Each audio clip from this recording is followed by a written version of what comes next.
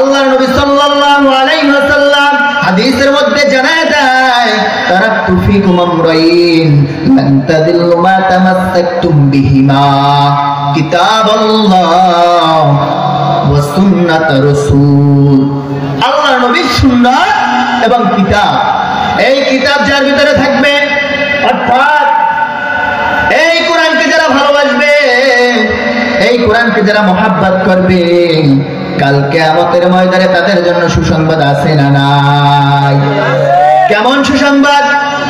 এ মুসলমান, আমার পয়গম্বর বলেন, এ আব্দুর রহিম তুমি জানায় দাও, ভোলাবাসীকে জানায় দাও, কোরআন যারা মানবে এবং কোরআন দিয়ে যারা রাষ্ট্র চালাবে, কোরআন দিয়ে যারা জীবন চালাবে, তাদের জন্য সুসংবাদ। কেমন সুসংবাদ?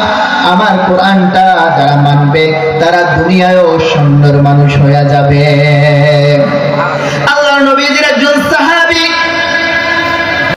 খাব্বাব রাদিয়াল্লাহু তাআলা আনহু, ইসলাম গ্রহণের পূর্বে খাব্বাবকে কেউই নির্যাতন করে না। যখন নাকি খাব্বাব কালেমা পড়ল, লা ইলাহা ইল্লাল্লাহু মুহাম্মাদুর রাসূলুল্লাহ,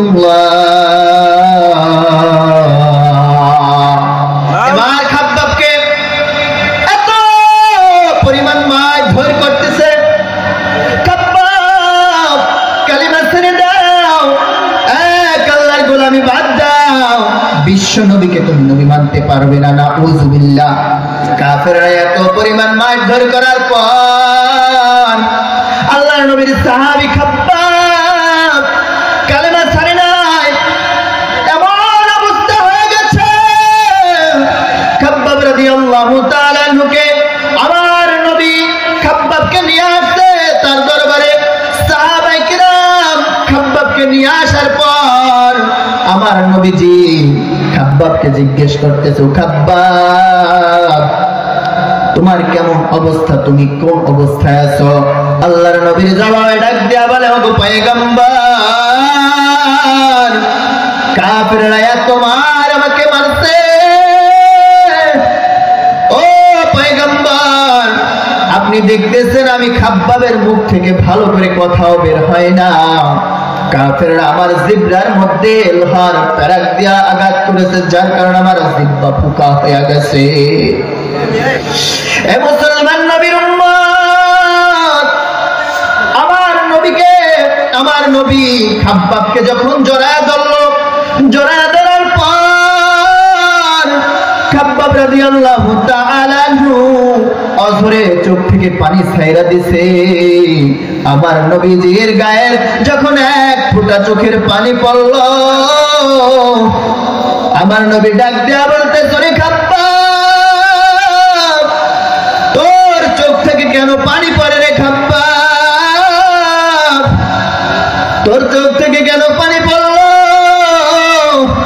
আমার নবীর জবাবে খাব্বাব ডাক দিয়া কয়, ওগো নবী আমার, কাফেররা আমাকে এত মারছে গো নবী, আমি খাব্বাবের পিঠের মধ্যে দেখে ওই কাফেররা লোহা দিয়া দিয়া, লোহা পুড়িয়া পুড়িয়া আঘাত দিয়া দিয়া আমার পিঠের মধ্যে এত বড় বড় দাগ খাল বানায়া দিছে। ওগো নবী, আমি তো আপনার কাছে কিছুই বলতে চাইছিলাম না, কারণ কাল কিয়ামতের ময়দানে আমি খাব্বাব আমার মালিকের সামনে কি আমল নিয়ে উঠব? আমি যদি এতটুকু আমল না নিয়ে উঠতে পারি, আপনার মহাব্বতে যদি এতটুকু না করতে পারি, কাল কিয়ামতের ময়দানে আমি মাপ পাবো না রে ওগো পয়গম্বর। এ আমার ভোলা এলাকার মুসলমান, ও যুবক ভাই, কি নিয়ে রওনা দিলেন যুবক ভাই? কোন আমলটা আমার মালিকের কাছে পেশ করবা? জিন্দেগিটা তো কাটায় দিলা, সারা জিন্দেগিটা গানের মধ্যে কাটায় দিলা, জিন্দেগিটা তো কাটায় দিলা বিভিন্ন খারাপ জায়গায়। আজকের এখানে কোরআনের বয়ান চলে, আসো তোমাদের হাতে ধরি পায়ে ধরি আও, ওরে যুবক ভাই, কোন কথা দ্বারা তোমার জীবন পরিবর্তন হয়ে যাবে জানা নাই। আমার পয়গম্বর খাব্বাব রাদিয়াল্লাহু তাআলা মুখে বলতেছে, রে খাব্বাব, এত কষ্ট করার পর তুই কালেমা ছাড়লি না রে কেন খাব্বাব? খাব্বাব ডাক দিয়া বলতেছে, ওগো পয়গম্বর, কাল কিয়ামতের ময়দানে আমি খাব্বাব মালিকের কাছে পেশ করব আর বলবো, মালিক ও রব্বে কারীম, আমি খাব্বাবের কোনো আমল নাই, আমি খাব্বাব কালেমা পড়ার কারণে কাফেররা আমাকে এত কষ্ট দিল,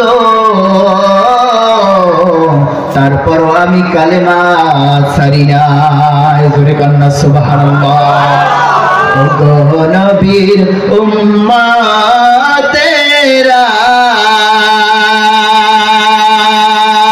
হয়ে আজি দিশে হারা,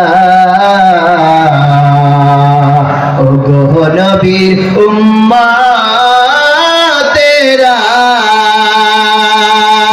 হয়ে আজি দিশে হারা, কোরআন হাদিস ছেড়ে চলো যখন যাহা চাই মনে, কোরআন হাদিস ছেড়ে চলো যখন যাহা চাই মনে, নবী বিনে কে তরাবে পুলসিরাত মিজানে, নবী বিনে কে তরাবে পুলসিরাত মিজানে।